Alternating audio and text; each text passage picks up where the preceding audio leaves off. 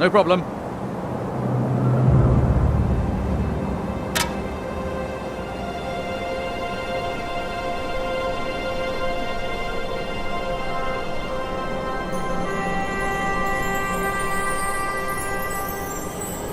It's nearby.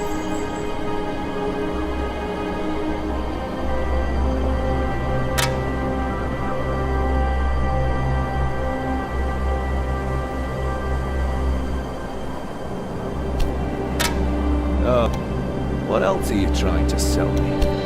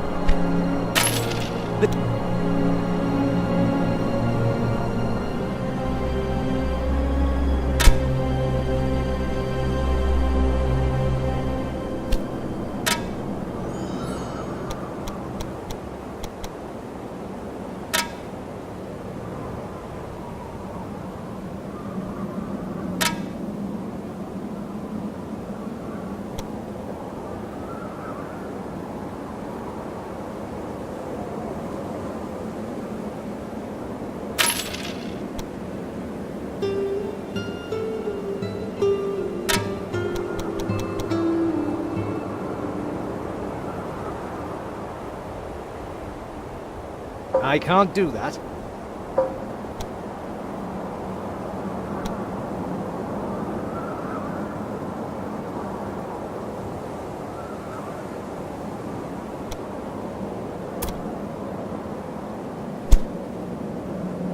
Certainly.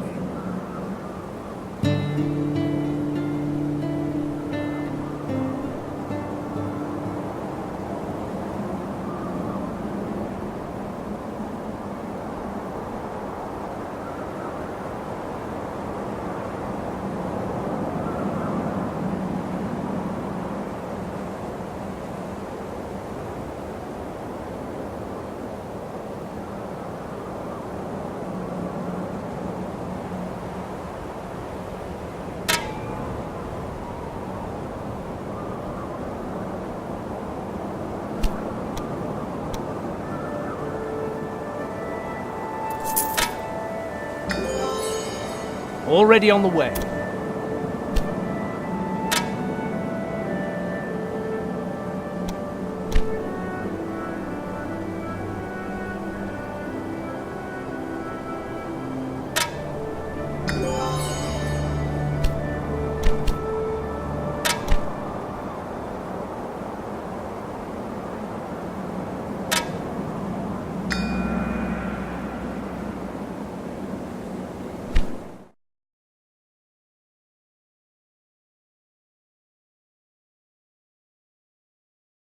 The 11th century.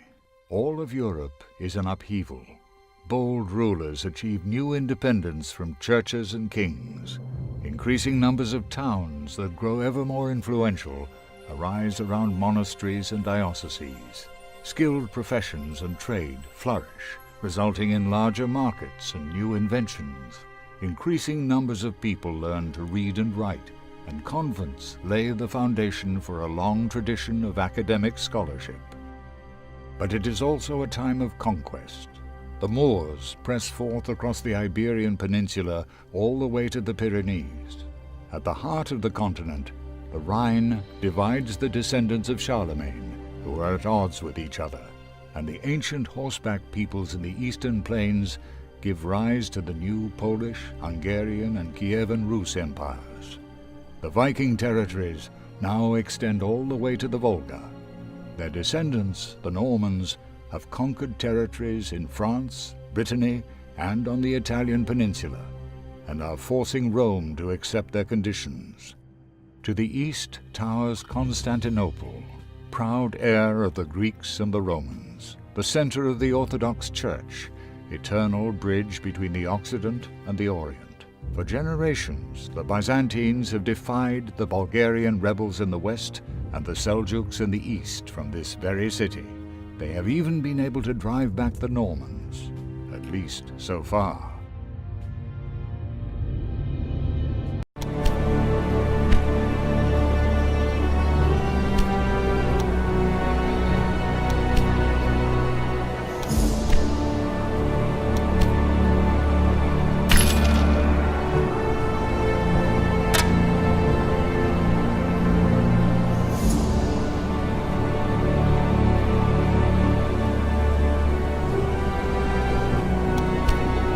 on new businesses, the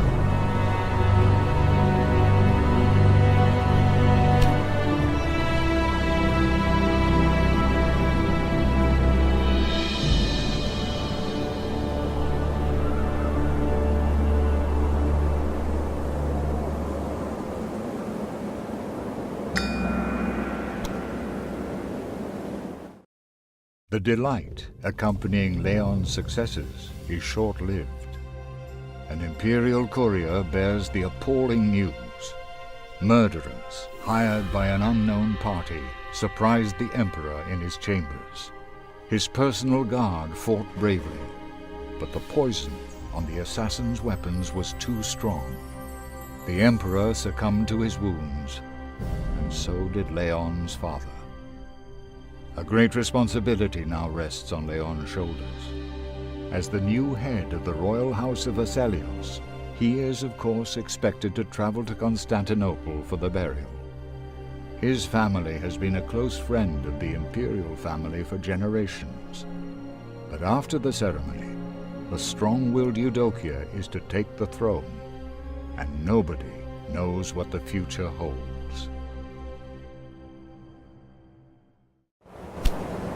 Leon Vaselios, please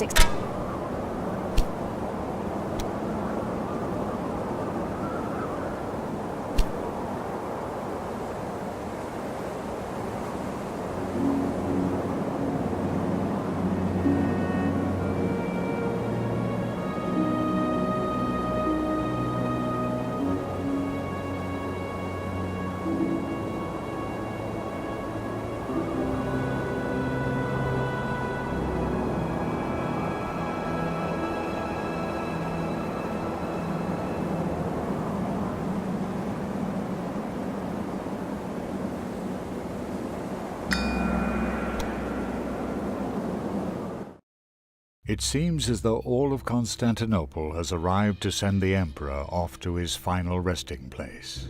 Flanked by other representatives of royal houses, Leon is at the front of the funeral procession, which is led by the imperial widow. She holds her head high as she walks through the crowds. It is not only Eudokia's beauty that draws the attention of the greedy nobles. She will soon need to choose a new spouse, to whom she will transfer the emperor's crown. The longer she hesitates, the more likely it is that civil war will break out among the power-hungry suitors. This makes the oath that Eudokia swears at her coronation even harder to stomach. Before the Patriarch of the Orthodox Church, the Empress swears never to wed again. From now on, the well-being of the empire is to be her greatest duty and only concern.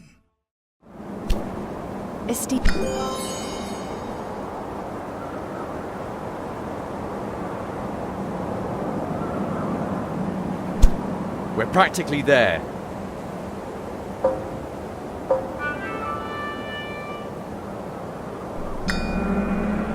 We're practically there.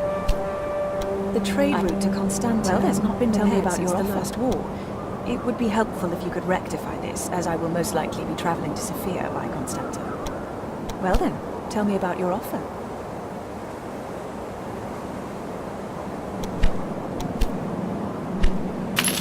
Good. Let it be done. Well then, tell me about your offer.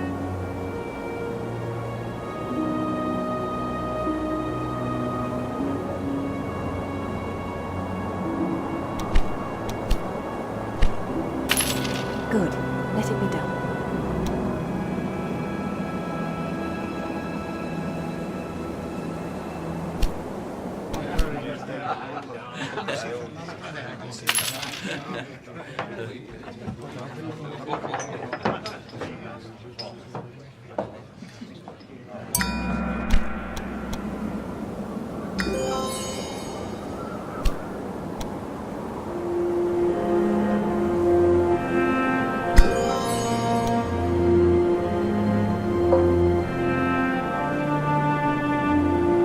Good choice. Esteemed Leon,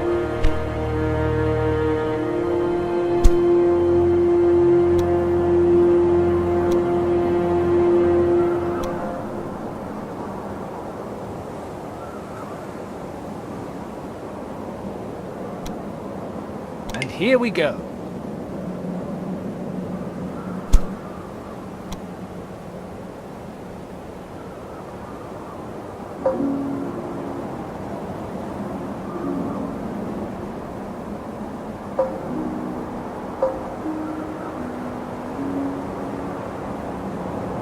A good choice.